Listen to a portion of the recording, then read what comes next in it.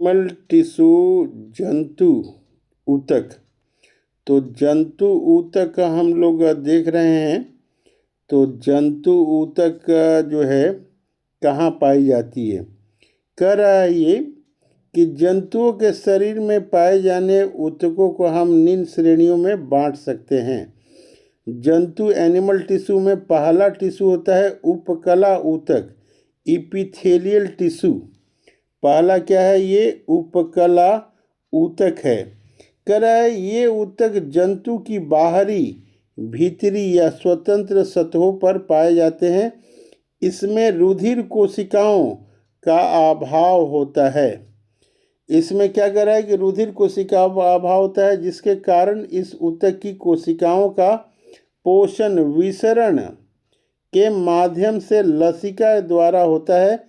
यह शरीर के कई महत्वपूर्ण अंगों में पाया जाता है, जैसे त्वचा की बाह्य सतह, हृदय में, फेफड़ा में, वृक्क, किडनी के चारों ओर तथा यकृत, लीवर एवं जनन ग्रंथियों के दीवार आदि पर। यह ऊतक शरीर के अंतरंगों को चोट से बचाता है तथा उन्हें नम बनाए रखता है। उन्हें क्या करता है, ये नम बनाए रखता है। दूसरा आता है संयोजी ऊतक।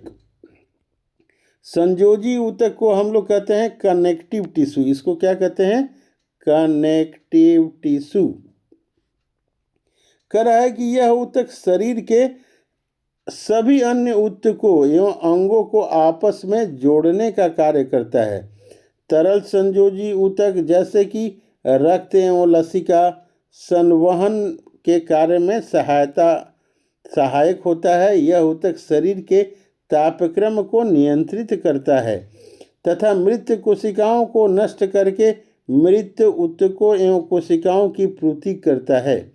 कह रहा है कि नाभि रज्जु पौध संयोजी ऊतक हैं। आगे बता रहा है कि प्राणियों में एडिपोसाइट संयोजी ऊतक में वसा संग्रहित होती है। एडिपोसाइट संयोजी ऊतक में क्या होती है, वसा संग्रह होती है। इसके बाद जो है कह रहा है मस्कुलर टिश्यू आता है, मस्कुलर पेशी ऊतक, पेशी ऊतक। इसके बाद क्या है, ये पेशी ऊतक। कह रहा है कि इसमें संकुचनशील ऊतक कॉन्ट्रैक्टाइल टिश्यू के नाम से भी जाना जाता है, कॉन्ट्रैक्टाइल टिश्यू के नाम से भी जाना जाता है। कह रहा है कि शरीर के सभी कोशिकाएं इसी ऊतक से मिलकर बनी होती हैं। पेशी ऊतक के कह रहा है कि 3 प्रकार के होते हैं।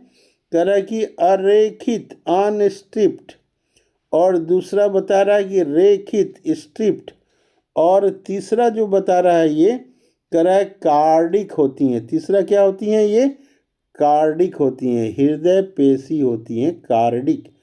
तो पहला जो है अनस्ट्रिप्ड के बारे में देखते हैं।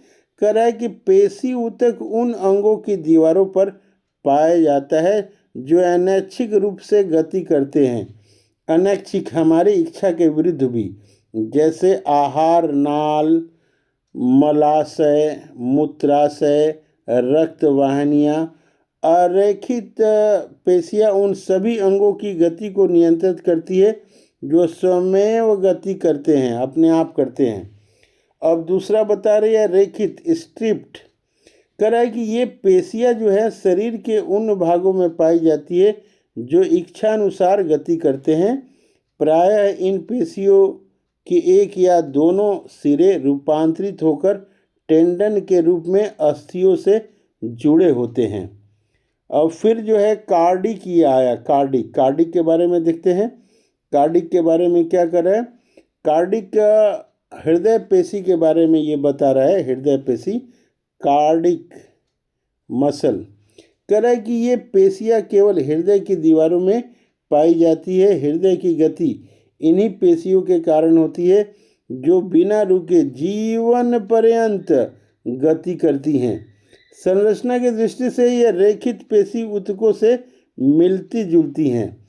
मानव शरीर में मांसपेशियों की संख्या कितनी है, 639 है, 639 है। कह रहा है कि मानव की सबसे बड़ी मांसपेशी ग्लूटियस मैक्सिमस है, कूल्हा की मांसपेशी है। और मानव की छोटी मांसपेशी एस्टेपिडियस है, एस्टेपिडियस एस्टेपिडियस है। अब आ रहे हैं हम लोग नर्वस टिश्यू में हम लोग आ रहे हैं। तो नर्वस टिश्यू में हम लोग देख रहे हैं क्या क्या, नर्वस, इसको बोलते हैं तंत्रिका ऊतक, हम लोग बोलते हैं। करें कि इसे चेतना ऊतक भी कहते हैं। जीवों का तंत्रिका तंत्र इन्हीं ऊतकों का बना होता है। यह दो विशेष प्रकार की कोशिकाओं का बना होता है। कह रहा है कि तंत्रिका कोशिका या न्यूरॉन्स और न्यूरोग्लिया दो चीज़ों का बना होता है, एक तंत्रिका कोशिका या न्यूरॉन्स या फिर न्यूरोग्लिया। ये टर्म याद रखेंगे हम लोग, न्यूरोग्लिया, न्यूरोग्लिया। यह ऊतक शरीर में होने वाले सभी अनैच्छिक एवं ऐच्छिक क्रियाओं को नियंत्रित करती है। न्यूरोग्लिया कोशिकाएं मस्तिष्क की गुहा को आस्तरित करती हैं। नोट यहाँ पे है एक, हम लोग देखेंगे। जन्म के बाद मानव के तंत्रिका ऊतक में कोशिका विभाजन नहीं होता है। क्या कर रहा है कि जन्म के बाद तंत्रिका ऊतक में कोशिका विभाजन नहीं होता है, जितना है तंत्रिका कोशिका उतना ही रहता है। अब हम लोग जो है देखते हैं ह्यूमन ब्लड। तो ह्यूमन ब्लड को है हम लोग अगर दूसरे में देखें